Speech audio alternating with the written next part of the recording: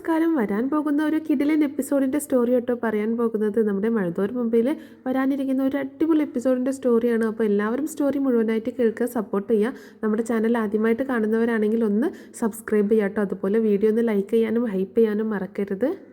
അങ്ങനെ ബാലചന്ദ്രൻ്റെ വീട്ടിലെ ഓരോ പ്രശ്നങ്ങളെ തുടർന്ന് ശിവനും കമലയും ഹരിയും ഒക്കെ ചേർന്നിട്ട് നമ്മുടെ രോഹിത്തിനെയും അതുപോലെ ബബിതയൊക്കെ കൊല്ലപ്പള്ളിയിലേക്ക് കൊണ്ടുപോകുന്നുണ്ട്.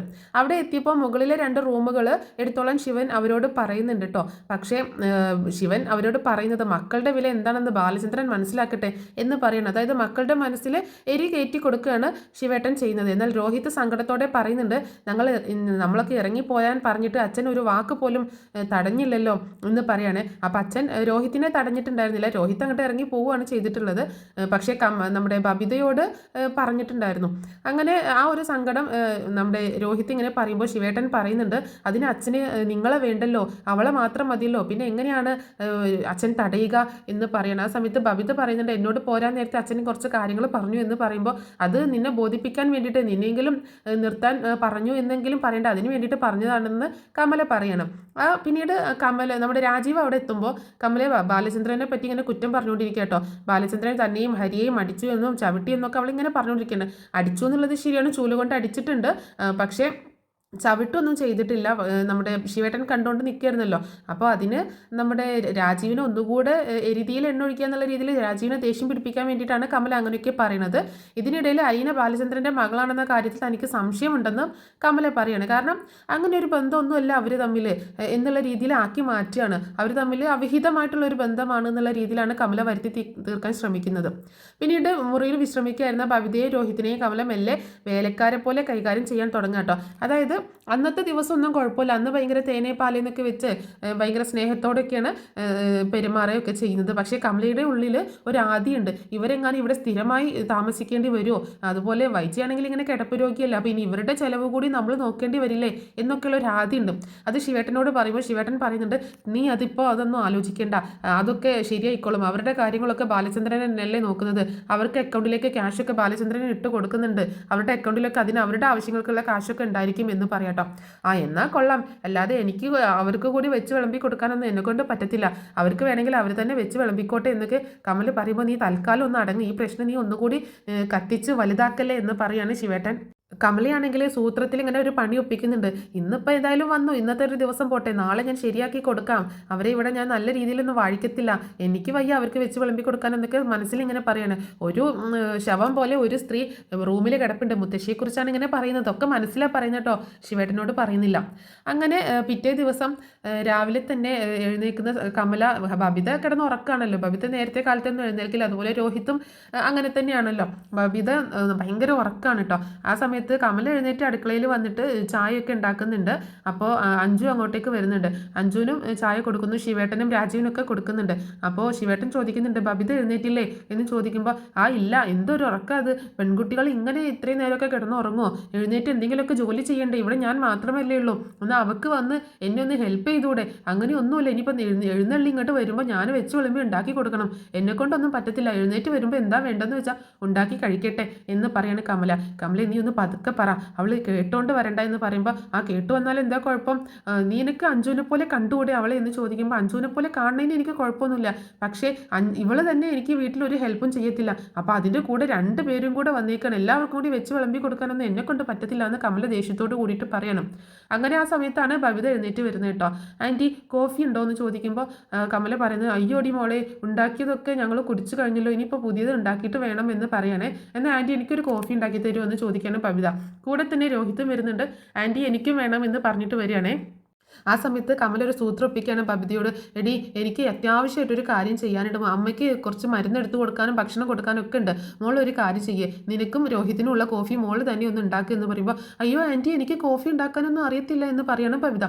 അതൊന്നും സാരമില്ല, നീ ഒരു കാര്യം ചെയ്യേ, നീ അത് ഒന്ന് ഉണ്ടാക്കി പഠിക്കുക, വെള്ളം തിളയ്ക്കുന്ന സമയത്ത് കുറച്ച് പാലും ഒഴിക്കുക, അതുപോലെ അങ്ങനെ എന്തെങ്കിലുമൊക്കെ നീ ചെയ്താൽ മതി, നീ അല്ലെങ്കിൽ യൂട്യൂബിൽ നിൻ്റെ ഫോണിൽ അതിലൊന്ന് നോക്ക് എങ്ങനെയാണ് കോഫി ഉണ്ടാക്കുന്നതെന്ന്, അങ്ങനെ നീ നിനക്കും രോഹിത്തിനും കൂടി കോഫി ഒന്ന് ഉണ്ടാക്കുക, ഈ ഒരു തവണ നാളത്തേക്ക് ക്ഷമിക്കുക, ഉച്ചയാകുമ്പോഴേക്കും നമുക്ക് ഫുഡൊക്കെ ഉണ്ടാക്കാം എന്ന് പറയും കേട്ടോ. അപ്പം സോപ്പ് ഇടുകയാണ്. അപ്പോൾ അന്ന് ശരി ആൻറ്റി ഞാൻ ഉണ്ടാക്കി നോക്കാം എന്നൊക്കെ പറയുന്നുണ്ട്. എടി അഞ്ചു നീ കൂടി വരും എൻ്റെ കൂടെ ഹെൽപ്പ് ചെയ്യാനെന്ന് പറയുമ്പോൾ എനിക്കൊന്നും വയ്യ അടുക്കളയിൽ കയറാൻ, ചേച്ചി പോയി ചെയ്തോ എന്ന് പറഞ്ഞിട്ട് അഞ്ചു അവിടെ നിന്ന് പോകുന്നുണ്ട്.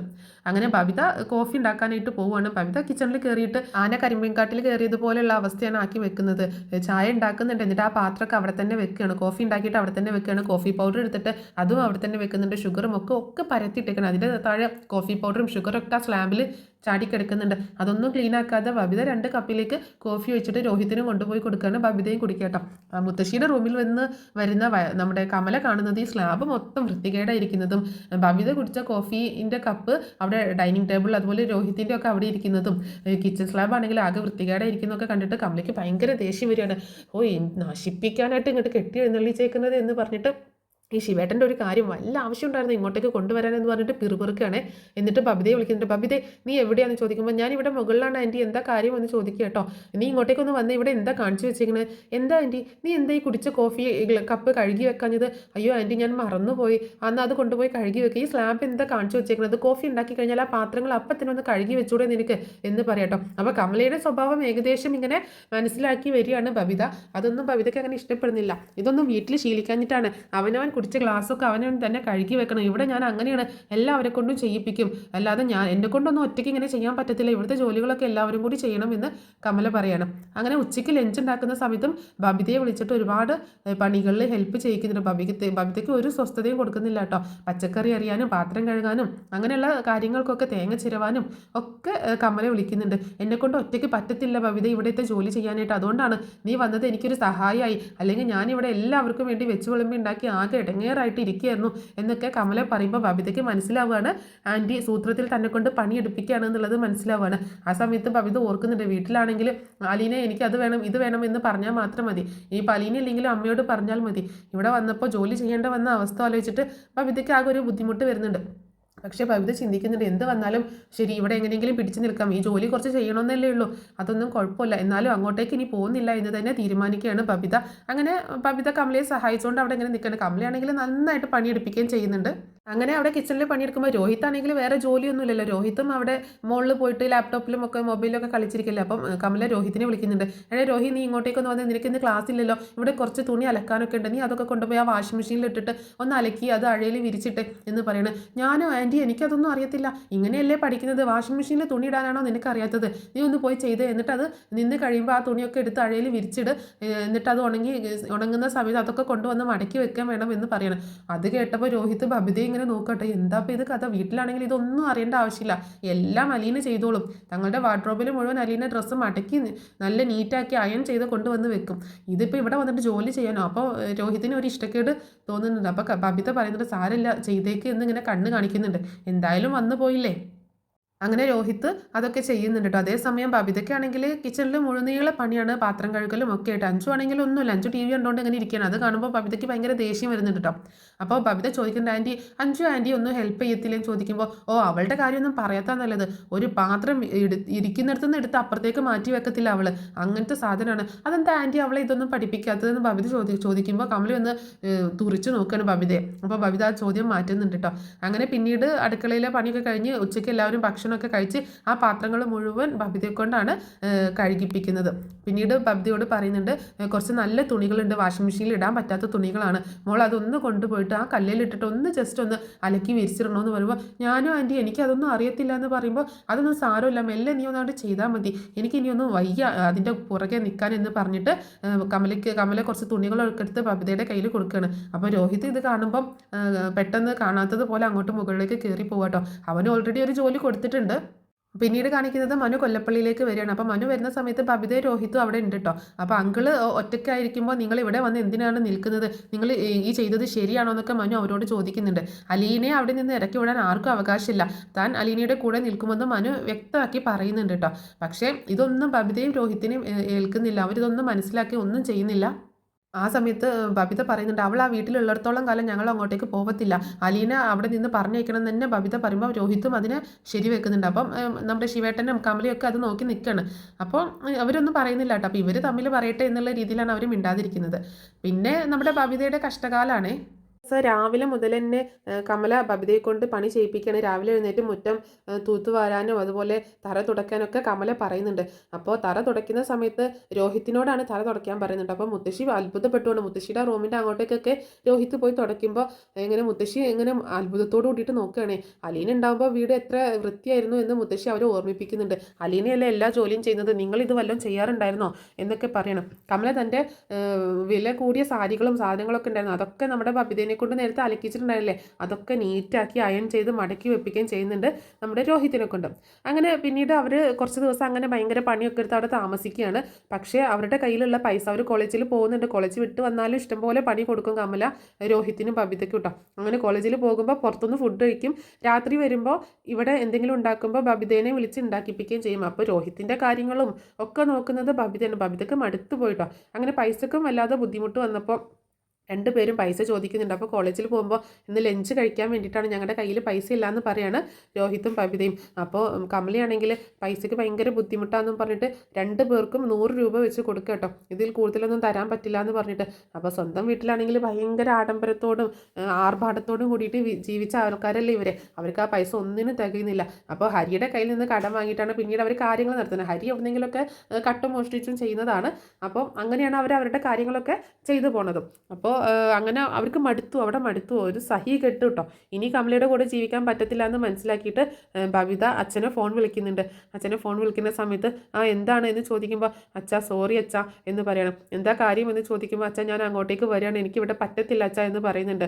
ശരി നീ ഇങ്ങോട്ടേക്ക് പോര് എന്ന് പറയുന്നുണ്ട് കേട്ടോ. അങ്ങനെ പിറ്റേ ദിവസം തന്നെ ബബിത ഇങ്ങനെ രോഹിത്തിനോട് പറയുന്നുണ്ട്, രാത്രി പറയണം എനിക്കിവിടെ നിൽക്കാൻ വയ്യ, ഞാൻ വീട്ടിലേക്ക് തിരിച്ചു പോവുകയാണ് എന്ന് പറയണം. അപ്പോൾ ഇവിടെ അടിമകളെ പോലെ നമ്മൾ പണിയെടുക്കുകയാണ്, ഒന്നും പഠിക്കാൻ പോലും സമയം കിട്ടുന്നില്ല, പരീക്ഷയ്ക്ക് എന്തായാലും തോറ്റു പോകും ഞാനിവിടെ നിന്നിട്ടുണ്ടെങ്കിൽ എന്നൊക്കെ പറയുന്നുണ്ട്. അപ്പോൾ കമലയാണെങ്കിൽ ഇവർ രാത്രി റൂമിൽ കിടക്കുന്ന സമയത്ത് കറണ്ട് ബില്ല് കൂടുതലാണെന്നും പറഞ്ഞിട്ട് AC ഒക്കെ ഓഫാക്കും. അപ്പോൾ അതൊക്കെ ഇങ്ങനെ പറയാണ്. അപ്പോൾ പിറ്റേ ദിവസം തന്നെ കോളേജിലേക്ക് പോകുന്ന ബബിത വീട്ടിൽ ഇവിടെ ഒന്നും പറയാതെ നേരെ കടപ്പാട്ടൂരിലെ വീട്ടിലേക്കാണ് പോണത്.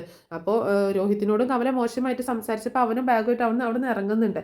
പക്ഷേ ബബിതയാണ് ആദ്യം ഇറങ്ങുന്നത് കേട്ടോ. ബബിത ആദ്യം ഇറങ്ങിപ്പോയി അങ്ങനെ നേരെ കടപ്പാട്ടൂർ വീട്ടിലേക്ക് പോകുന്നുണ്ട്.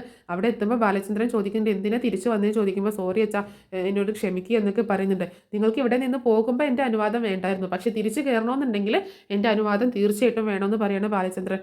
അപ്പോൾ ബബിത പറയുന്നുണ്ട് സോറി അച്ഛൻ ഒരു തെറ്റ് പറ്റിപ്പോയതാണ്, അച്ഛൻ ക്ഷമിക്ക് എന്നൊക്കെ പറഞ്ഞിട്ട് കാല് പിടിച്ച് കയറണം. അപ്പോൾ ബാലചന്ദ്രൻ ബബിതയോട് പറയുന്നുണ്ട് സ്വന്തം വീട്ടിൽ കിട്ടുന്ന സുഖവും സൗകര്യങ്ങളൊന്നും എത്ര വില കൂടിയ ബംഗ്ലാവിൽ പോയി താമസിച്ചാലും കിട്ടില്ല. സ്വന്തം വീടൊരു ചെറ്റക്കുടിലാണെങ്കിൽ പോലും അവിടെ കിട്ടുന്ന സുരക്ഷിതത്വവും സന്തോഷവും സമാധാനവും ഒന്നും ഏത് വീട്ടിൽ പോയാലും കിട്ടില്ല. ആരുടെ കൂടെ താമസിച്ചാലും അച്ഛൻ്റെ അമ്മയുടെയും കൂടെ താമസിക്കുന്ന ആ ഒരു സുരക്ഷിതത്വം നിങ്ങൾക്ക് കിട്ടത്തില്ല എന്ന് പറയണം. ഇപ്പോൾ അത് ശരിക്കും മനസ്സിലായി അച്ഛ എന്ന് പറയുന്നുണ്ട് ബബിത. അങ്ങനെ ബബിത വീട്ടിലേക്ക് കയറുന്നുണ്ട് കേട്ടോ. അതേപോലെ രോഹിത് അന്ന് രാത്രിയിൽ തിരിച്ചെത്തുന്നുണ്ട്.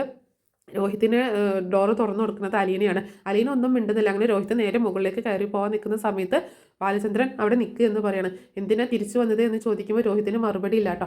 അപ്പോൾ രോഹിത്തിനോടും അതുപോലെ തന്നെ ബാലചന്ദ്രൻ കുറച്ച് ഉപദേശങ്ങളൊക്കെ കൊടുക്കുന്നുണ്ട്.